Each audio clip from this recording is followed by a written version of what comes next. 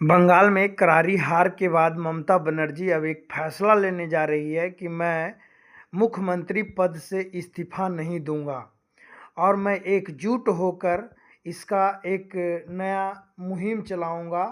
और देखिए बंगाल में अब क्या होगा मेरे दोस्तों, क्योंकि ये जो ममता बनर्जी थे 15 साल से मुख्यमंत्री थे और बीजेपी यहाँ पर ऐतिहासिक जीत दर्ज किया है।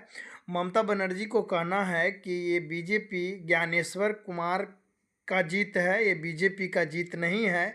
चुनाव जो हमको लड़ना था ज्ञानेश्वर कुमार के साथ लड़ना था। ज्ञानेश्वर जो हैं माने कि चुनाव आयोग के अध्यक्ष हैं, उनसे चुनाव लड़ना था। ये नहीं कि हमको बीजेपी से चुनाव लड़ना था। लेकिन देखिए दोस्तों, मुख्यमंत्री पद से अब इस्तीफा देंगे या नहीं देंगे, अब हम देखिए अभी तक तो ममता बनर्जी एकजुटता दिखा रहे हैं और कांग्रेस को याद कर रहे हैं, अखिलेश यादव को याद कर रहे हैं, पप्पू यादव को याद कर रहे हैं और अखिलेश यादव को कलकत्ता बुला रहे हैं कि यहाँ पर एकजुटता दिखाने का काम कीजिए।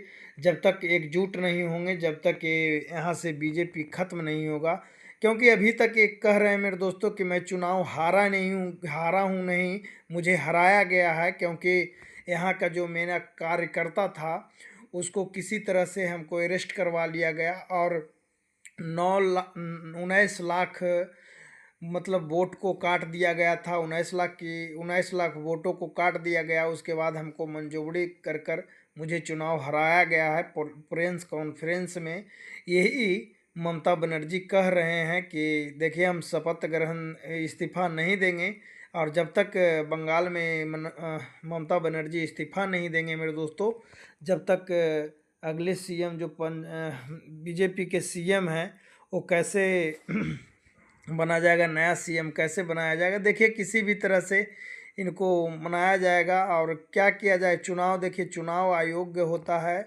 वो निष्पक्ष तरीके से चुनाव करना चाहिए। लेकिन अब क्या हुआ है मेरे दोस्तों, क्या चुनाव में कुछ धांधली हुई है, क्या बहुत वीवीपैट पकड़ाया गया है। मतलब बिहार में भी इसी तरह से हुआ था मेरे दोस्तों, जिस तरह से बंगाल में किया गया है।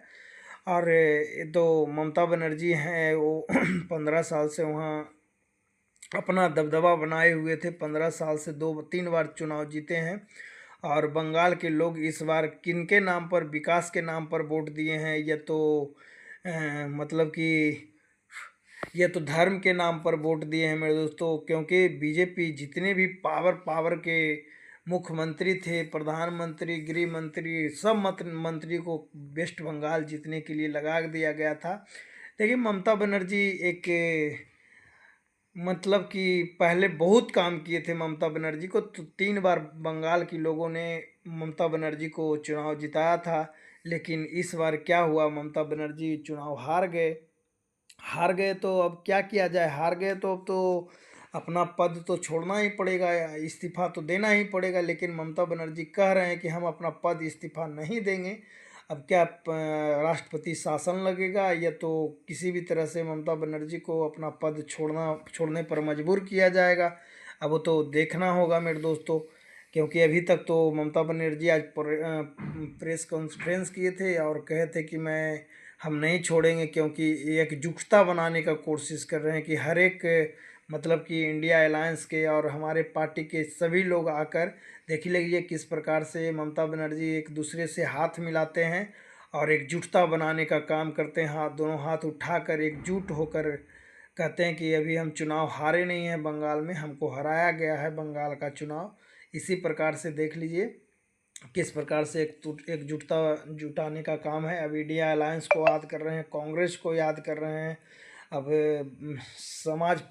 समाजवादी पार्टी को याद कर रहे हैं और तेजस्वी प्रसाद यादव को याद कर रहे हैं। देखिए अब यही बात कहकर एकजुटता कर कर चले जाते हैं। एक बार और एकजुटता दिखाएंगे, एक बार एकजुटता दिखाकर अब चले जाते हैं ममता बनर्जी। प्रेस कॉन्फ्रेंस ये 28-30 मिनट का प्रेस कॉन्फ्रेंस हुआ था, जिसमें ममता बनर्जी ने कहा था कि मुझे हराया गया है, मैं हारा हूँ नहीं। देखिए चले जाते हैं ममता बनर्जी और क्या क्या कहकर चले जाते हैं, कह के जाते हैं कि हारा नहीं। जय हिंद जय भारत।